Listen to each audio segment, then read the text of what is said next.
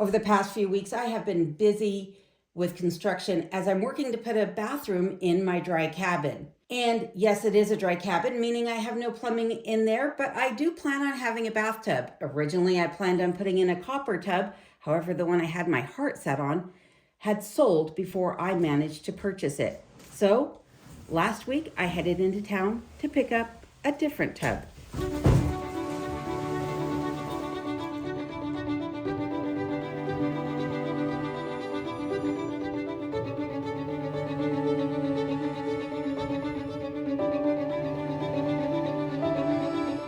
Last week's video ended before I gave you a sneak peek of the bathtub. And that's because I wouldn't have been able to open it up in town to show it to you anyhow.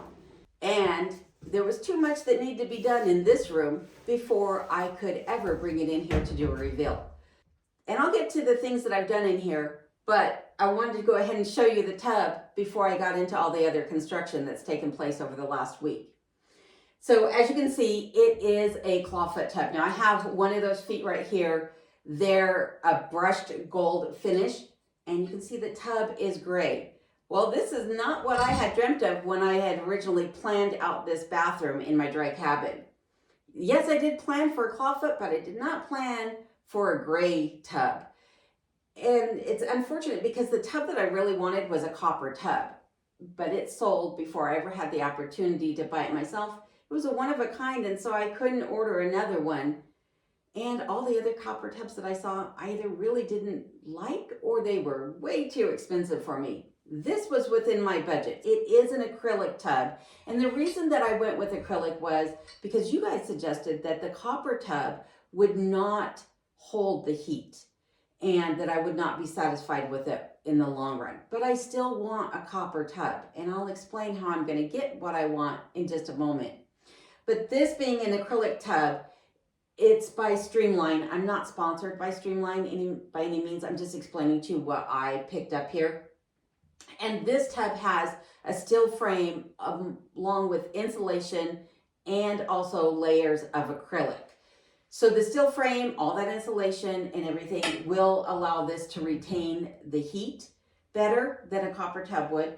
And it's lightweight, so I can lift this, as you just saw by me moving it in here. I can lift this by myself and move it around if I need to. Now, I also mentioned that this is a dry cabin. And you're probably thinking, how are you ever going to drain that tub if you don't have any plumbing going on in your cabin? Well, for right now, I will be doing one of two things. Either I'll just bucket it out like I've been doing with the water trough that I've been using as my bathtub for the last couple of years. So glad to not be using that anymore once this is fully installed. And or the other thing is that I do have a little pump that I can set in here and then pump the water out into a hose that I can drain out into the yard just on the other side of where I'm sitting here, or into a bucket and bucket it out. Either way.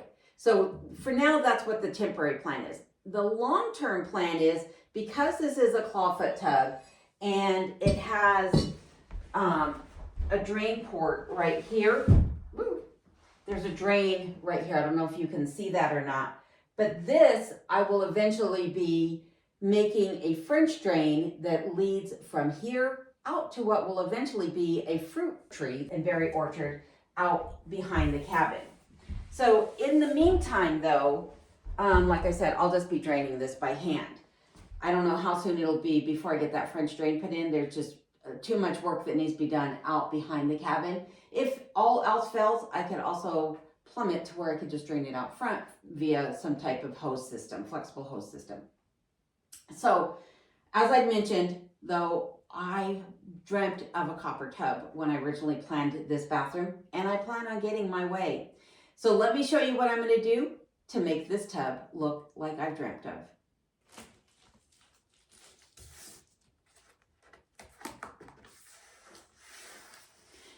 So I am just masking off this tub because I'm going to be painting it. But there's a couple things that I need to do because of the fact that this is acrylic and how I plan on turning this into that copper tub. So very first thing is to mask it off because I don't want to risk getting any of that paint or finish on the inside of this tub.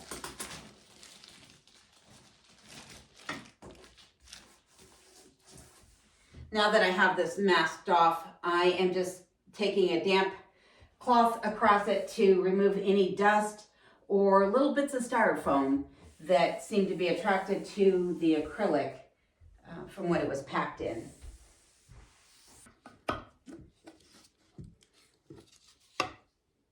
The first thing I want to do is put down a base coat and hide that gray. That way, if there's any weak spots in my copper finish, this is what's going to show through and not the gray color. And yes, this is the same paint that I used in my kitchen. So I'm just reusing paint that I already have on hand. And I apologize for the lighting in here. I have been working around the clock nonstop and the days are getting shorter here. And so sunset is still in a couple of hours, but there's no light coming in here. And right now there's not much light in this room. Once this room is all finished, there will be so much light in here. It'll be a lot brighter than it looks right now. Right now is when I wish I had invested in a paint sprayer because it would have made this so much easier.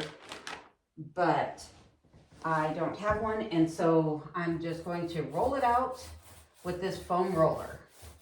But I want to try to avoid brush strokes as I'm doing this.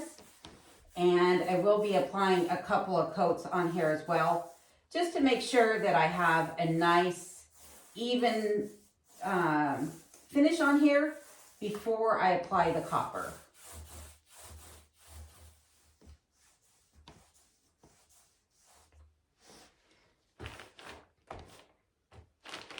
This color is so gorgeous in and of itself. I would be half tempted to just leave it this color, except for it doesn't really go with the color scheme of the bathroom.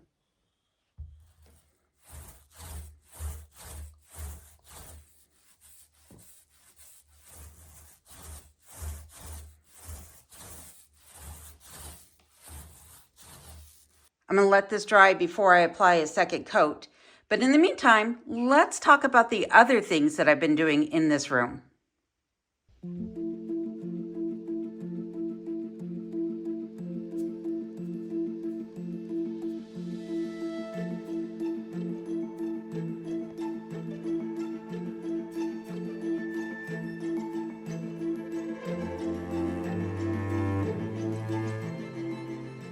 I've been so busy with the construction of this bathroom that I hadn't even noticed the termination dust has already come and gone on the mountains. Termination dust is that first light snowfall that comes, and it's been buried by feet of snow, it looks like, on those hills, as you saw from the last transition that I just showed.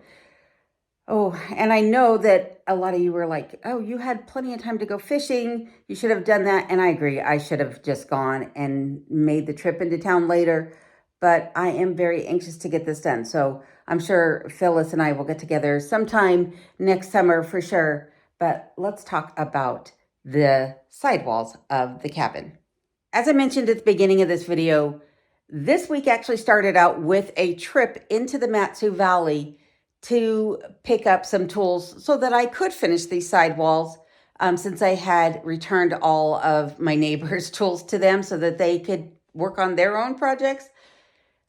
But I actually wound up heading back into town the very next day. It was a very stupid mistake on my part because there was a gentleman at Home Depot that was helping me with all the tools, and he happened to select the finish nails for the finish gun. And as it turns out, he selected straight nails, and I need a 20-degree angle. So I headed back into the Mat-Su Valley to exchange those. Morning. I need to make a return. Just here the other day, and I picked up the wrong nails, so yeah. And the project cannot go on without the right ones. And then came home on Sunday afternoon and began work immediately on these walls. Now, why the Mat-Su Valley? Well, it was actually quicker for me to go there than Valdez, believe it or not. The hardware store in Valdez did not open until about 10 a.m.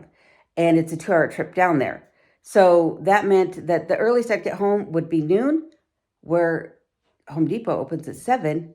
And it's about 3.5 hours from Wasilla to here. So I could make it home by about 11 o'clock going to Home Depot.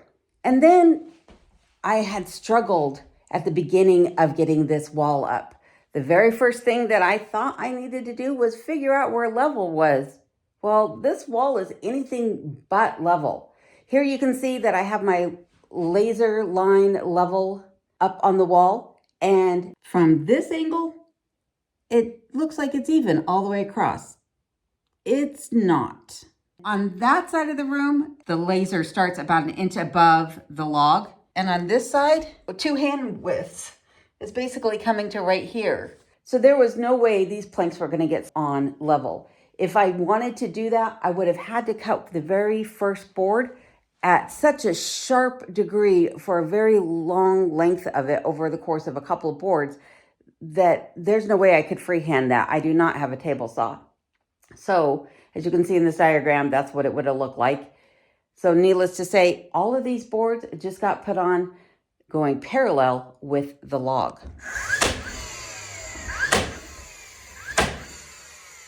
And then there was the issue of trying to figure out this corner right here. Well, as luck would have it, I was able to use a piece of paper to figure that out. I just folded it from one corner to the next as if I was making a paper airplane, folded it again, and did that a variety of times until I got the right angle for this. I tried using my speed square with little to no success because I was a few degrees off every time, and I didn't want to keep wasting boards to figure out that angle. So I was able to figure it out with a piece of paper. And when I get to the other side of the wall, I'm going to do the same process. Just use a piece of paper, fold it to figure out my angle, cut all my boards, and voila, the wall is installed.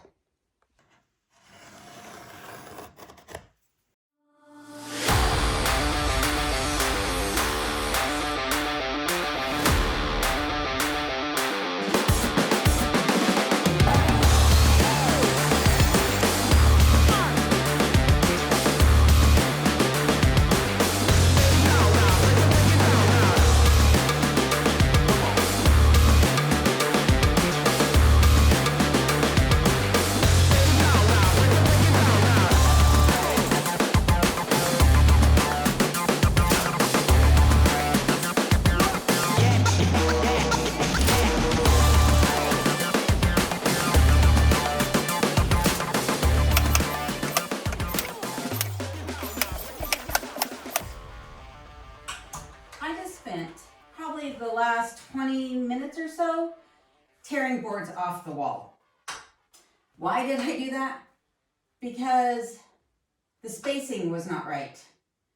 When I went to go put on this top board here, this board here, it was sitting flush against the ceiling and tight in the corner, but as it made its way down towards that side of the room, there was about a 1/4 inch gap.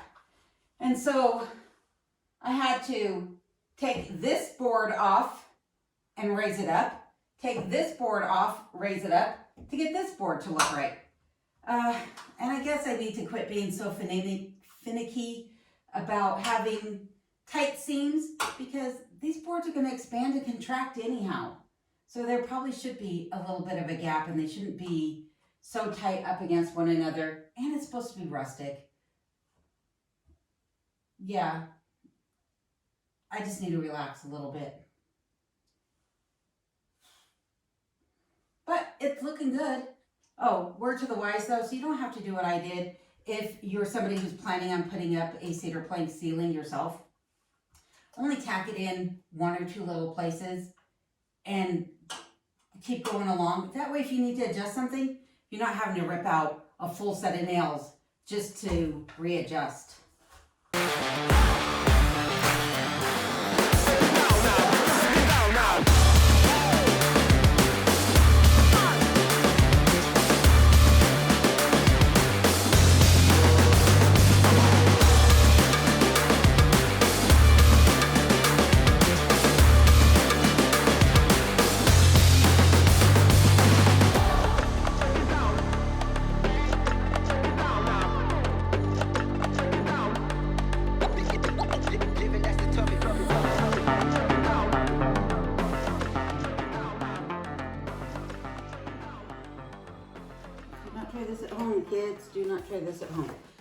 So I have a new angle that I have to figure out. And I mentioned earlier about how I used a piece of paper to figure out that angle. And I'm gonna do the same thing now. So all I'm doing is I'm taking this sheet here, I'm lining it up with my straight edge of this board, and then I'm just going to crease it along this angle and fold it in, and that is going to give me my angle. And from that I'll make a template out of a piece of wood, and that way I know exactly how I need to cut these boards that are going to go in here.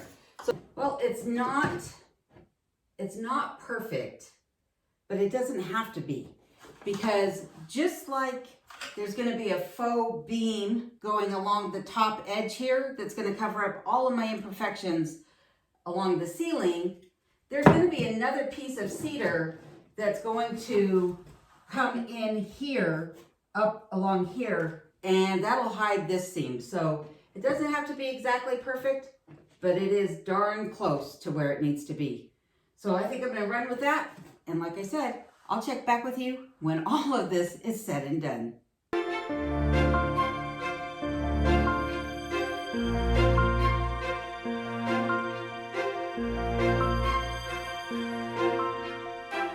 I absolutely love how these sidewalls turned out. All right, let's get back to the bathtub, shall we? Now that there's a couple coats of paint on here, what I would want to do is actually seal this with a polyurethane, an oil-based polyurethane. You don't want to use a water-based because it has acrylic in it. And guess what? The latex paint I put on here is acrylic also. And with the tub being acrylic, all of three of those acrylics are going to mean that the copper finish that I'm about to put on here will tarnish. Yes, acrylic affects copper in a way that makes it tarnish. I don't necessarily want my copper finish to tarnish, but unfortunately I did not purchase the right polyurethane. I purchased a water-based one, so I am going to go ahead and give this its copper finish, and then I'm going to come in and seal it and apply yet another copper finish to the top of this, and that way I guarantee that even if I get a scratch, I'm still going to have copper or at least a red tint show through, which is going to diminish any blemishes that might occur over the course of time. Though I do want things to age, but I want them to age beautifully. So let me show you what I'm going to do. And maybe before I do that, I should tell you what I thought I was going to do. Originally, my plan was to put copper leaf on here, but I am a bit afraid that it won't look right. A lot of times when you see copper leaf applied, if it's applied by the full sheet, you're going to get those demarcations of the sheet marks on there, right? It'll look like a grid, and that's not what I want. Even when burnished, you can still see the outline of the leaf. And I don't trust myself to do it with the bits of copper leaf and get it applied before the sizing dries out. So instead, I'm taking the easy way out. I'm just going to use some Rust-Oleum. This is Rust-Oleum Bright Coat Copper in a metallic finish. And I'm just going to go ahead and spray this. I'm going to give it a couple coats. And when it's all said and done and dried, I'll put the feet on it and show you what it looks like.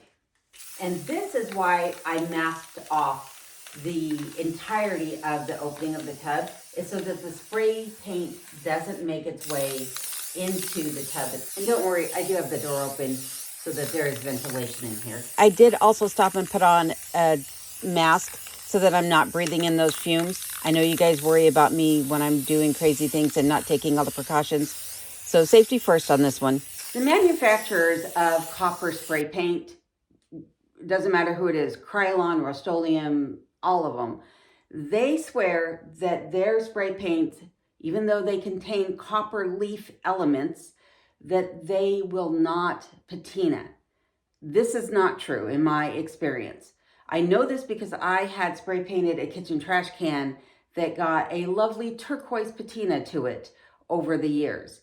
And so I do expect that if I do not put a top coat on this, that might happen. I also know that this can scratch away, but again, it's the side of the tub. It should not be getting a whole lot of abuse, though it will need a wipe down every now and then. So I may wind up putting a top coat on this as well after I, again, put on a oil-based polyurethane, some more copper, and then put that top coat on to keep it from being able to be scratched up and get that patina on it. Now, if it gets a patina, so be it. It would be beautiful, but I don't want it to turn dark brown is what I'm trying to avoid. Yay, I finally have a copper tub. I am so happy with how this turned out. Now, I may still eventually get a true copper tub, but for now, this is going to suffice me just fine. And like I said, I was trying to stay within my budget, and this definitely allowed me to do so. It definitely gives me the look that I'm going for. As you can see, there's plenty of sheen on here by the glare provided by the little shop light I have going on. But it is absolutely gorgeous. And once the rest of this room is complete, which I will be working on this part and the beams next week. And then after that comes the floors. Yes, the dreaded floors that need to be done. After that gets done, then I can start moving in all of the furniture. Now, I showed pictures earlier what the plan was for this room, but I didn't reveal everything in there, and some things have changed, such as the copper tub. But this is a surprise. There's also some other surprises coming about. So do make sure that you tune back in. And if you haven't subscribed, now's your time to do so before the video comes to a close. And before the video comes to a close, I will have some outtakes for you. So be sure to stick around for those. And at the very end of the outtakes, remember that there will be a link to a video I mentioned earlier in this video. So please stay tuned for that. And I look forward to reading all your comments. As always, I'll get back to answering them as soon as I get this bathroom done. I swear, emails too. So I apologize to everybody for my lack of communication, but I'm trying to get this done so I can get my winter preps done, because I don't know if you can see out that window, but winter is on its way.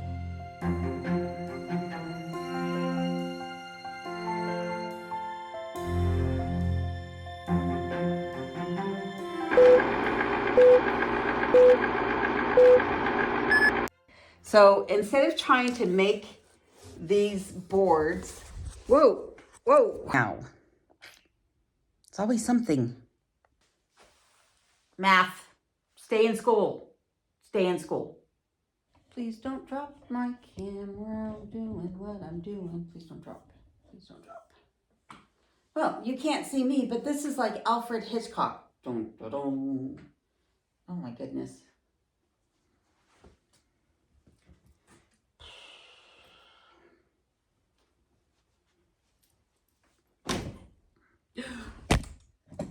That's what I get for throwing my phone, no, my jacket.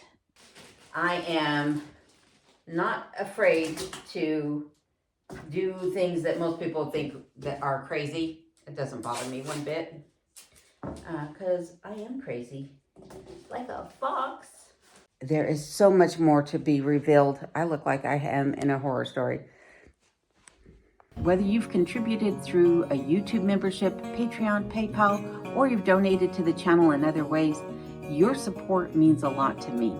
So with that being said, that concludes today's video. I want to thank you for watching and joining me today.